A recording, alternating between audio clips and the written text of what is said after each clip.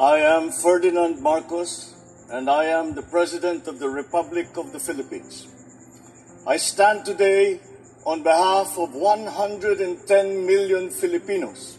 Hello, people, and hello, universe. It's me again. Shoutout sa inyo, mga kababayan, especially the Marcos loyalists and supporters. Nakikita nyo, ang nakikita ko yan, guys, bagong Pilipinas, kick-off rally sa linggo. Nako, sobrang madaming tao yan. Ay may mga artista dyan, guys, na pupunta. For sure, si Andrew yan, yung Dares, si Wally, nakita ko yata, no? Correct me if I'm wrong. O dalawang araw na lang, sa linggo na po yan, dyan po sa may grandstand, no? Quirino grandstand. Kaya pagkakataon niya na ito, mga kababayan, bakit? Hindi lang po kasayahan, may dala itong magandang balita. Ito ang isa sa pinaka magandang proyekto din ng ating mahal na Pangulong Marcos para sa ating mamamayang Pilipino. Ang sabi po dyan, guys, ha? Dalawang tulog na lang, magkita-kita tayo sa bagong Pilipinas Kick-Off Rally. Alamin ang mga kalsadang pansamantalang hindi madadaanan, maging ang mga serbisyo nais ninyong maabil sa bagong Pilipinas Servicio Fair. Nako, guys, ha, maganda yan, ha. Para maabil nyo, kaya pumunta na kayo. Ano ito? Teka, sandali ng vehicle routing, bagong Pilipinas Servicio Fair.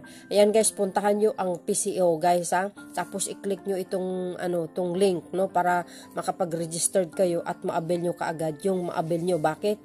Ito, pakita ko sa inyo, okay? Yan, no. PCO yan, ha. Puntahan nyo, mga bes, ha. I-search nyo yan. Pinalapit ang serbisyo ng DSWD, DNBI, Pag-ibig at iba pang bagong Pilipinas. Narito ang listahan ng mga ahensya na handang maglingkod sa publiko sa bagong Pilipinas Kick-Off Rally sa Quirino Grandstand sa darating na Enero 28-2024. Para maabil ang mga serbisyo, mag-register na lamang sa www.bagongpilipinas.com. Guys, mag-register na kayo. Okay? Pagkakataon niya ito. Ito ang mga bagong Pilipinas Servicio Fair. Pakita ko sa inyo, ha. Pakita ko para makita niyo ng guys, ng mas ayan, no. Nakita niyo yan, no. Ito po yung mga ahensya ng gobyerno na mag-assist sa inyo, syempre, para may ewan ko alin dito mga ahensya na ito na dapat nyo mayroon kayong i-avail, no. So yun, guys, ang Department of Social Welfare, ayan, nandyan. Ito pa, National Bureau of Investigation. Number 1, issuance of NBI clearance, free for first-time job seekers. Nako, mga bes. Ito naman si DSWD 1, EIACS, payout pre-identified. Nako, guys, punta na kayo. Ito pa. Philippine National Police, issuance of LTUFF, issuance of police clearance, free for first-time job seekers, drug test, neuro psychiatric test, notary and gun safety seminar, help desk, recruitment desk, ayan. Ito naman si Pag-ibig, ayan, member registration, multipurpose loan application, claim application, housing loan program, modify Pag-ibig to MP2, special savings program, health program, inquiries on other benefits and program. Yan, sabi ni Pag-ibig, mga kababayan. Ito naman si government. Ito naman si Government Service Insurance System, which is ang GSIS.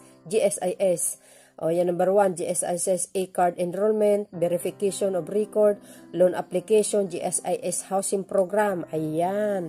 Ito naman tayo kay Professional Regulation Commission, which is ang PRC. Basahin ko, guys, medyo maliit kasi ang nito, ang mga nakasulat, no. Ang nakalagay dito, guys, walk-in, various licensure, ayan, exam application, petition for change of status and correction, number 3, CPD and CPDES, or online transaction assistant, o ito needs appointment, PRC ID renewal, ayan mga bes ha. Number 2, PRC ID and board certificate passing and board rating authentication. Number 3, certificate of good standing passing and board rating issuance. Agoy, ay nako, pagkataon niya na ito mga bes, pumunta na kayo. Ayan o, Social Security System assistant on online transaction, claims inquiry, claims and records verification. Ayan ang sabi ng SS. Ito naman si Philippine Statistic Authority, which is ang PCA. Civil Registration Services, Philippine Identification System Registration, and e-field issuance. Ayan, pwede ba magkuha ng ano guys? Papers ng divorce. Sabi ganun ano. So yun mga kababayan, joke lang yun na.